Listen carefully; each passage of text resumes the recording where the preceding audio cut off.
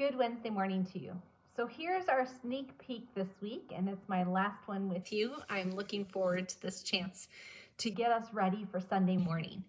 So here's a question. What is your favorite Bible story? Not verse, not nugget that speaks to you or is part of your identity. But if I were to ask you, what is your favorite story?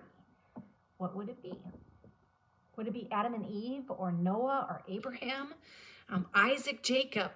There's all so many, right? We can get into the New Testament. We can talk about the various stories with the disciples and trying to figure out who is the greatest among them, or who is going to sit at the right hand when they came into Jesus's kingdom. There are so many great stories. What about the woman at the well? Or the woman with the hemorrhage who touched the hem of Jesus's cloak? Would it be a story of resurrection, of redemption? What is your favorite biblical story? Now, of course, this is somewhat of a one-sided conversation, and you're welcome to put it in the comments if you really want to share. But the reason I ask you what is your favorite story is so we can get to why is it your favorite story? Why is your favorite story your favorite story? Is it because of what happens? Like I said, is it a story of redemption? Is it a story of reconciliation? Is it an act of love? Why is your favorite story your favorite story? Because I think a lot of times it's not about what, it's about the why.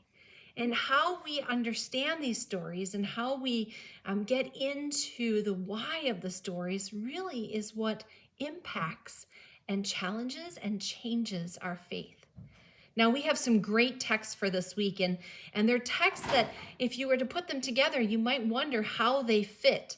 But there is a theme, an underlying theme, and it is all about stepping out in faith. But before we get to all of that on Sunday, before we focus on our gospel, this Sunday text, I want to look at the supporting text. We have some great supporting texts. Romans 6 is part of the New Testament lesson, and Jeremiah 20 is part of the Old Testament. Now, I just want to read Jeremiah 20, verses 7 through 13. Listen to this. O Lord, you have enticed me, and I was enticed. You have overpowered me, and you have prevailed.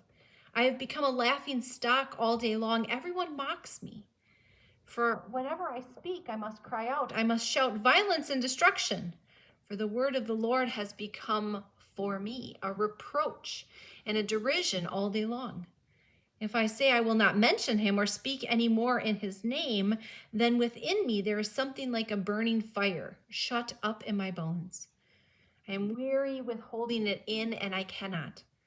For I hear many whispering, terror is all around. Denounce him. Let us denounce him. All my close friends are watching for me to stumble. Perhaps he can be enticed, and we can prevail against him and take our revenge on him. But the Lord is within me like a dread warrior. Therefore my persecutors will stumble, and they will not prevail. They will be greatly shamed, for they will not succeed. Their eternal dishonor will never be forgotten. O Lord of hosts, you test the righteous. You see the heart and the mind. Let me see your retribution upon them. For to you I have committed my cause. Sing to the Lord, praise the Lord. For he has delivered the life of the needy from the hands of the evildoers. If you were to describe your favorite story, would it include persecution? Would it include shame and mocking? Would it include destruction and violence?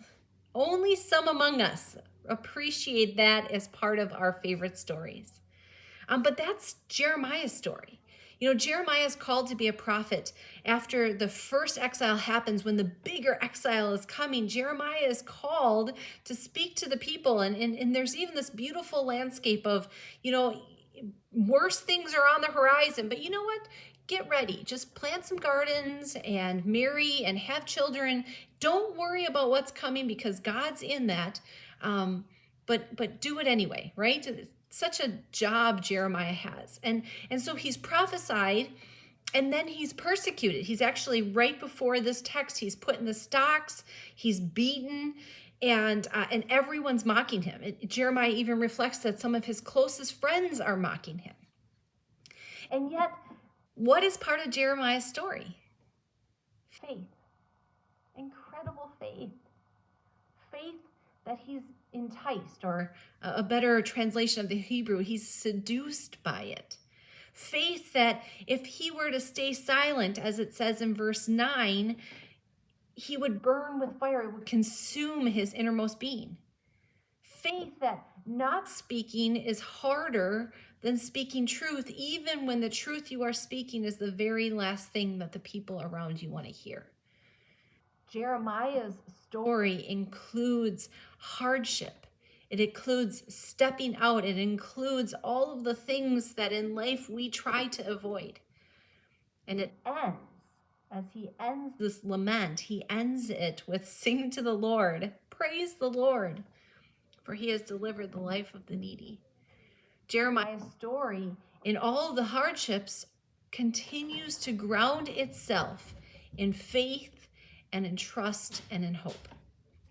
Think about the favorite stories you have in the Bible. Where are they grounded? Where are the... My guess is that it probably has some adversity and it probably has some challenge. Maybe you find something in those stories that helps you to make sense of your own life, right? To help you to keep trudging along no matter what the circumstances. There's something beautiful when we look to scriptures, not just for the things that make us feel good, but more importantly, for the things that help us to grow. This week's sneak peek is all about growing. So think about, what is your favorite story, but more importantly, why is it your favorite story? And in the why, is it because you see a God who is gracious and merciful and slow to anger and abounding in steadfast love? A God who allows the bad stuff and the broken stuff of this world to happen, but never forsakes us in it. A God who is with us in the stocks and in the struggles. A God who wells up within us in a way we cannot keep from proclaiming his goodness. A God that gets us ready and sends us out. That's our sneak peek this week, and Sunday it's just going to build from there. We're going to talk about stepping out in faith in a big way, and I'm so excited to be with you this Sunday. Hope you're having a great week. We'll see you on Sunday.